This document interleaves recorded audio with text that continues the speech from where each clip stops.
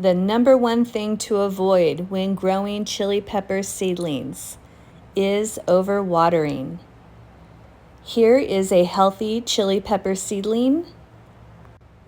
Here is an unhealthy chili pepper seedling. Both chili seeds were placed in the cells at the same time, but this guy is experiencing a problem. When we removed the pot, we found lots of baby earthworms.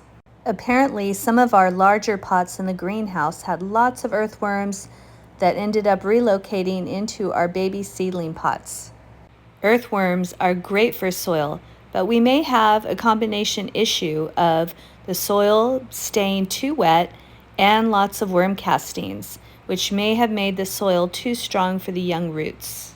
Also, I came across an article by a scientist doing an experiment on earthworms, and if they run out of organic matter to eat, that they will in fact start eating young plant roots. I'm not convinced that the worms are the issue, so we have a trial going on with a couple other pots where we found earthworms, but the seedlings were still very healthy so far. We found the same thing with this struggling seedling. The soil was saturated and lots of earthworms in the pot. So in order to fix the issue, the first step is, if the soil is saturated, replace it with a good quality soil compost mixture. Chili pepper plants do not like saturated soil. Since both of these guys are very young, it may not be too late to turn these struggling seedlings into healthy, strong plants. We'll be tracking their progress. Subscribe to follow along to see how they do.